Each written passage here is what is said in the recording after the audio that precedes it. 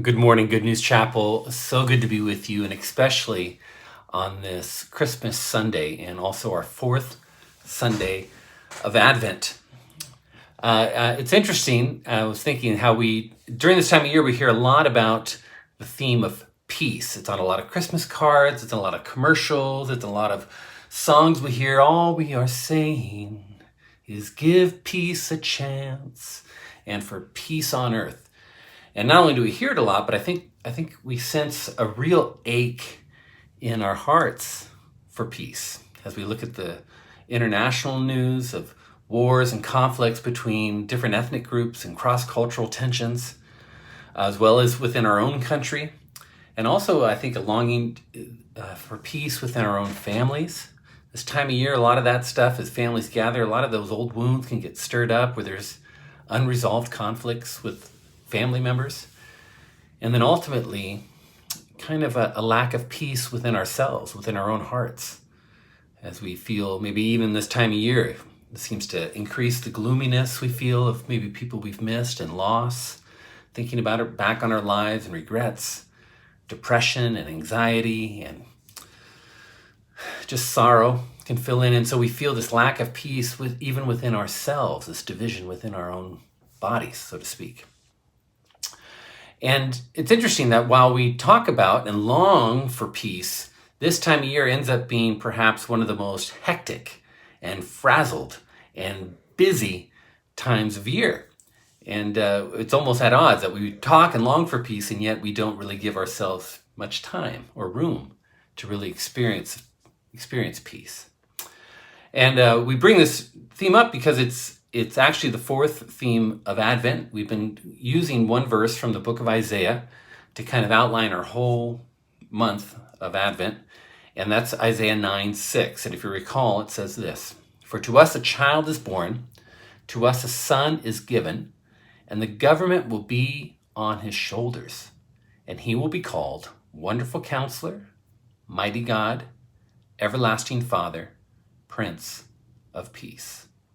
And so there it is. So we've used those four titles to outline each week of Advent. And the fourth one today is Jesus is the Prince of Peace. Now that sounds great. It's alliterative. It sounds poetic. The Prince of Peace. What a wonderful, amazing title. But what does that mean? I mean, it's tempting in Christmas time to kind of think of peace as this fuzzy, sentimental, just feel good kind of word. Yeah, let's all just give peace a chance kind of thing. But what does it actually mean that Jesus is the Prince of Peace? Does it give us really any hope at all to address peace in our world and peace in our own hearts? That's what I hope today is to find of how it does actually speak, something very real, not just fuzzy and sentimental, but something actually very real that we can experience. I think the key, just like we've done in the other weeks, though, is to begin in the context of the book of Isaiah and Isaiah's time. Isaiah, again, is writing all this, his book, approximately 700 years before the birth of Christ. And at that time, the nation of Israel was a divided nation, with Israel in the north and Judah to the south. It was a nation under civil war. And so there already is a lack of peace just within their own nation and with their own brothers. But it goes beyond that, because not only within Israel, but also the neighboring nations are starting to rise up in power, in particular the Assyrians, which will be followed by the Babylonians, and these massive military threats are building. And what it's doing is it's causing a lot of tension and anxiety and fear in Israel and in Judah. Isaiah is specifically speaking to the leaders in Judah and Jerusalem. And these growing threats are causing a lot of anxiety. It is anxious times in Judah. And if you recall, Isaiah's call from what we saw in chapter 6, his call as a prophet was to encourage, specifically to encourage the leaders of Judah to not get panicked, to not turn and look to, human ways of trying to resolve and assure peace, but rather to seek first the Lord. Isaiah's main message, I think, throughout, if you put it down to just two words, would be look up. Look up and behold your God. And in that, find rest. Find the peace that only the Lord can provide. If we try to control everything in our own efforts and in our own strength and our own manipulations and trying to get alliances and underhanded stuff over here, just try to find peace, it never works. It never really brings any peace. And so Isaiah is there to encourage the people. Don't do that. Just look to the Lord. Unfortunately, in the end, nobody ever really listens to Isaiah. One example of this, where Isaiah counsels them, but they just don't listen, is with King Hezekiah. This comes up later on in the book of Isaiah in chapter 39, where King Hezekiah, well, I'll just read it here, in 39 verses 1 through 8, where Hezekiah, instead of looking to the Lord, tries to use his own logic and his own means to try to secure peace for Judah. It says here in 39, 1 through 8, "At that time, Merodach Baladan, the son of Baladan, king of Babylon, sent envoys with letters and a present to Hezekiah. For he heard that he had been sick and had recovered.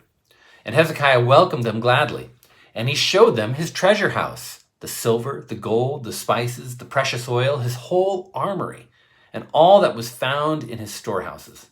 There was nothing in his house or in all his realm that Hezekiah did not show them. Then Isaiah the prophet came to King Hezekiah and said to him, 'What did these men say? And from where did they come to you?' Hezekiah said, 'They have come to me from the far country, from Babylon.' He said, 'What have they seen in your house?' Hezekiah answered, 'They have seen all that is in my house. There is nothing in my storehouses that I did not show them.'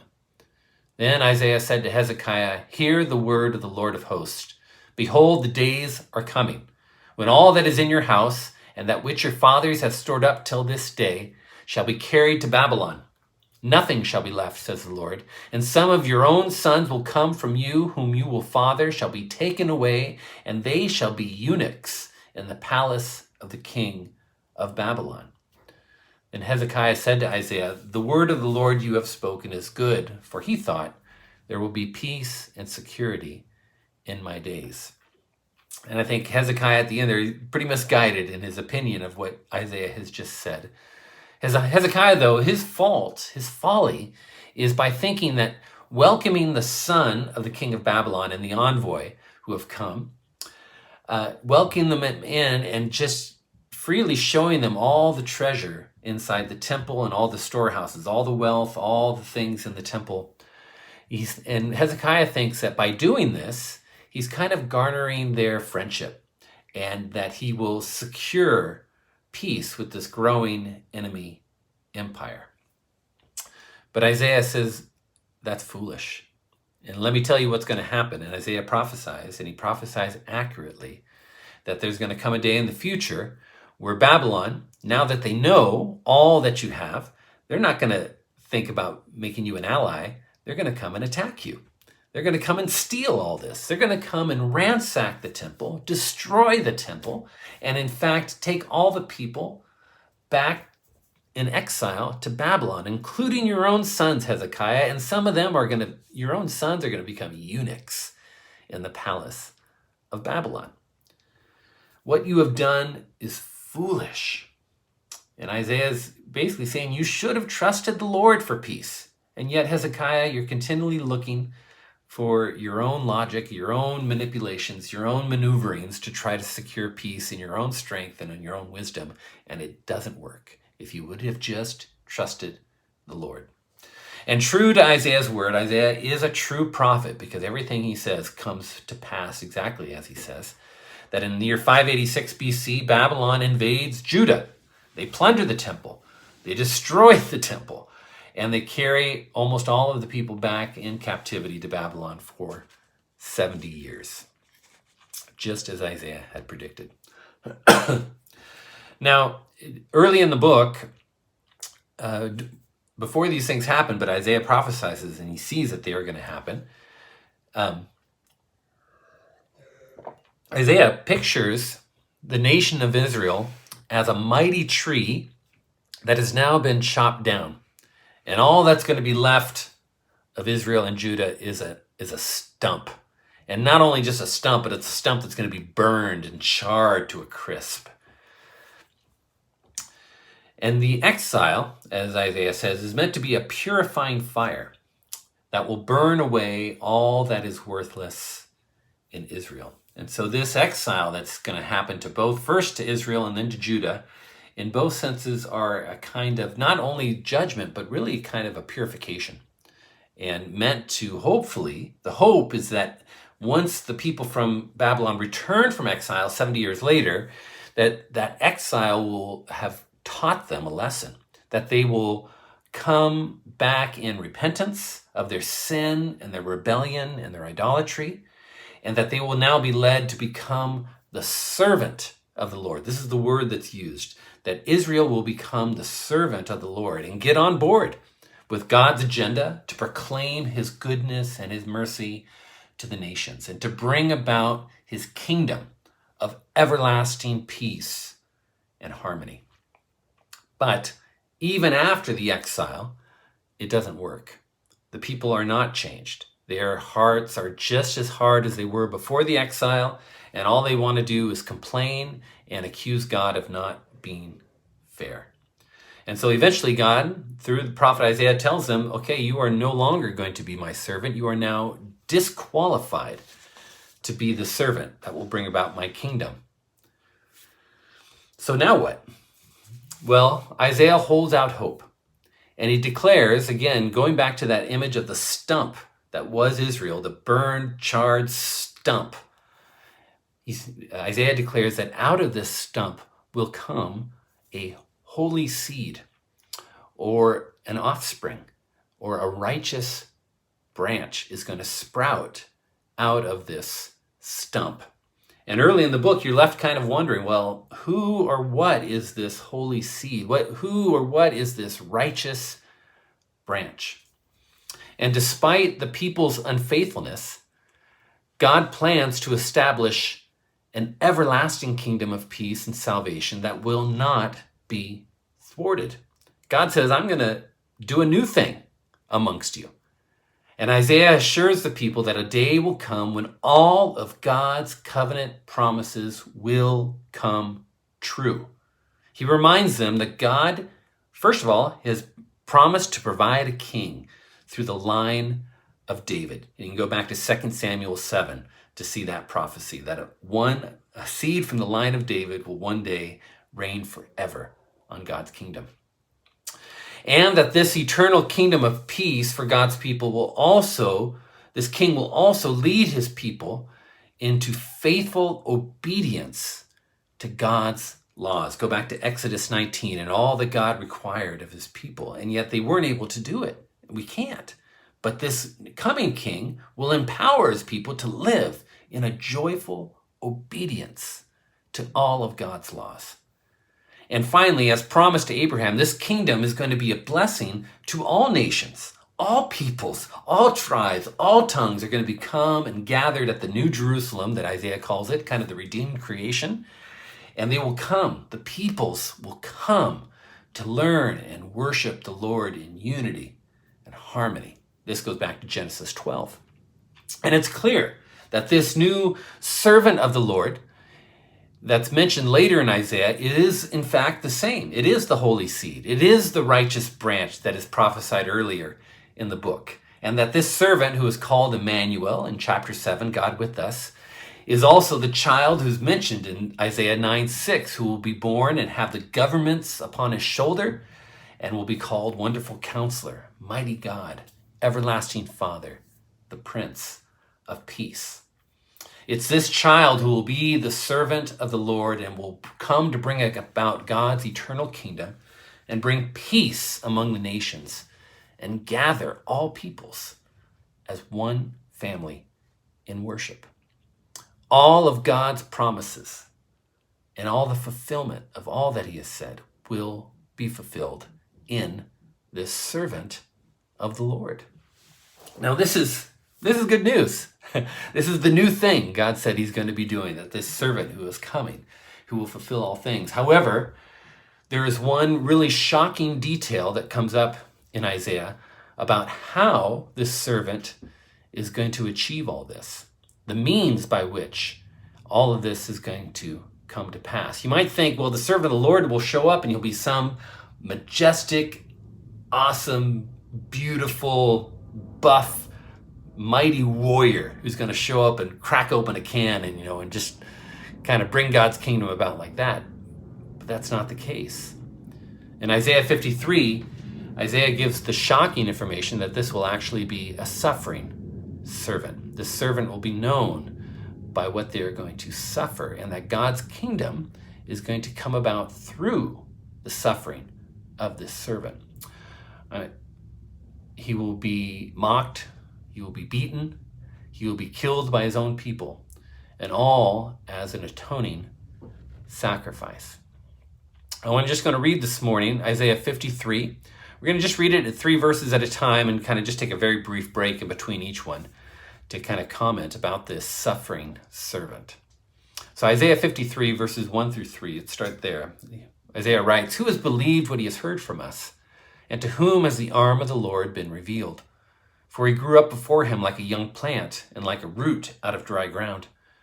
He had no form or majesty that we should look at him, and no beauty that we should desire him. He was despised and rejected by men, a man of sorrows and acquainted with grief, and as one from whom men hide their faces. He was despised, and we esteemed him not." Now basically, Isaiah is saying there was nothing special about this coming baby, about this servant who's coming in the name of the Lord. He looks just like everybody else, and he has no special social status. He is born to unwed teenage peasants in a barn, and this child is not removed nor protected from the struggles of the poor and the oppressed, but rather he is able to sympathize and is intimately familiar with being despised and rejected and shamed. He is a servant who understands everything we go through. Let's go on, verses 4 through 6. "Surely he has borne our griefs and carried our sorrows, yet we esteemed him stricken, smitten by God, and afflicted. But he was pierced for our transgressions, he was crushed for our iniquities. Upon him was the chastisement that brought us peace, and with his wounds we are healed. And all we like sheep have gone astray, we have turned every one to his own way, and the Lord has laid on him the iniquity of us all." So here we see that this suffering servant is come to suffer in order to be, the theological term is a substitutionary atonement, a substitute. He's going to go and be killed in place of you and me. And by that death, it will atone. It will actually take care of the sin that resides in our hearts. He will take our place, and the punishment that we deserved will instead be placed on him. And what this is basically saying, I think, is not only the atonement of what he's going to do, but that the real issue of peace, the real issue of this ache we have for peace in the world is not some issue out there in the world, those bad people that just can't seem to get along and that problem over there. Rather, the conflict and violence we see in the world finds its roots in the human heart. Your heart and my heart is the root problem of the issue.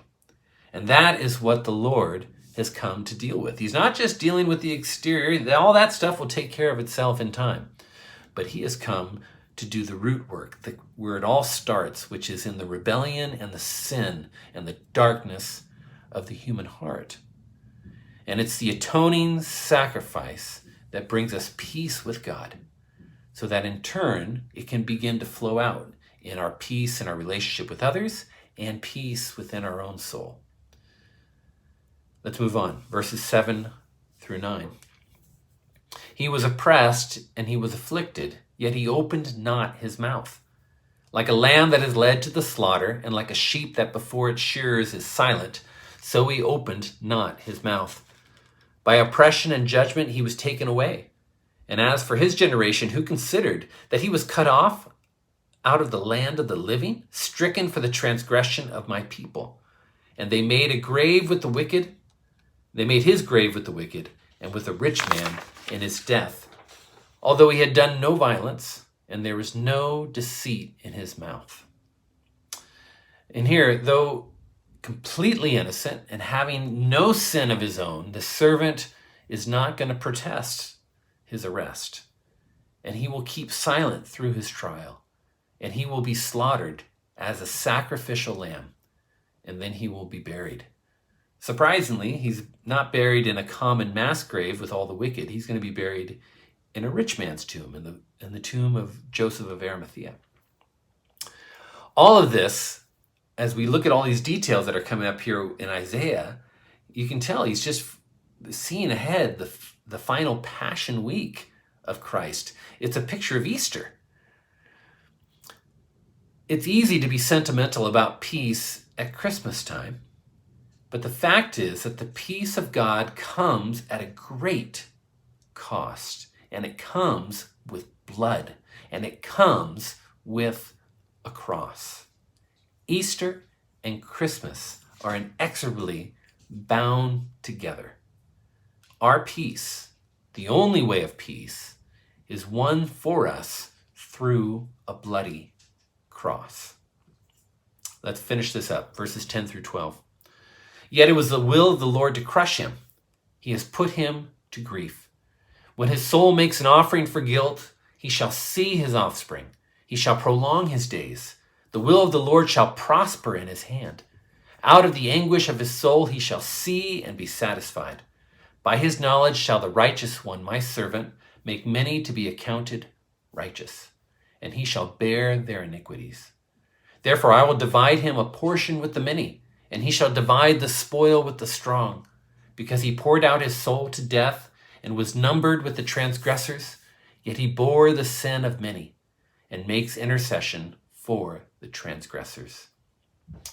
Though the Lamb of God has been slaughtered, we see here in the first 9 verses all that's happened, and he's dead. But then somehow in verses 10 through 12, this servant of the Lord is now alive, and his death brings about a redemption and a blessing for sinners. Not only is he risen from the dead, but his cross now opens the way of salvation and eternal peace for all who would trust in him. Jesus, as we see clearly, Isaiah is speaking about Emmanuel, the Son of God, Jesus Messiah. And Jesus is the Prince of Peace. And you can see everything Isaiah is saying here, exactly how is Jesus the Prince of Peace? The one who ushers in peace, the one who by his own authority and his own unique person and his own one-of-a-kind holy work in obedience to the will of the Father opens the way of peace through his perfect sacrifice on the cross. Peace with God, from which we can then begin to have peace with one another and ultimately begin to experience peace within ourselves. Jesus is not only the one who opens the way, but he's the one that now can bring it to bear upon our hearts and our stories and speak into our world and begin to have fruit of peace, because he is the Prince of Peace. Our peace comes as a gift from Jesus. Look at, I just want to close this morning with this verse. There's a lot we could probably say about how this peace would play out. Our peace with God obviously is huge, and it starts there with the issue of our hearts, and then it can spill out, and hopefully does, into our neighborhoods, into our families, into our cities, into our nations and beyond, and also the peace within our own hearts. I want to, and that's really kind of what I think, for me, I really want to take away from this morning. There's a lot we could probably take away, but that in particular about where do we find peace within our own soul, especially this time of year where we kind of just feel the hecticness, we feel the gloom, we feel the tension and turmoil within our own souls of anxiety or depression or lots of different ways. We just don't feel the peace that we know that we long for. In John 14:27, Jesus is getting ready to go to the cross and to leave his disciples, and he's trying to encourage them and to comfort them, to not be dismayed or despairing once he does leave. And he says this in John 14:27, "Peace I leave with you, my peace I give to you. Not as the world gives do I give to you. Let not your hearts be troubled, neither let them be afraid." Jesus says, I give you my peace. I leave it with you, but I don't give as the world gives. Well, what does he mean by that? What does he mean he doesn't give peace as the way the world gives? And I think what I take from that is that our peace comes as a gift from Jesus. It's a gift. You don't work for it. You don't try to do enough stuff that if you did enough stuff, then maybe you would feel peace if you got enough stuff done, did enough obedience. If you did enough good things for God, then he says, okay, now you can have my peace. You've earned it. No, you don't earn peace. Peace is a gift.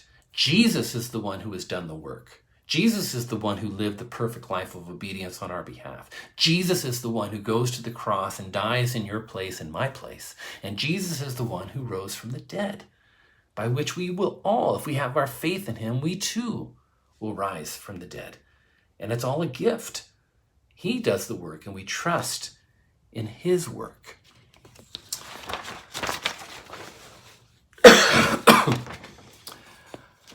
I find myself a lot of times like Hezekiah. You remember Hezekiah?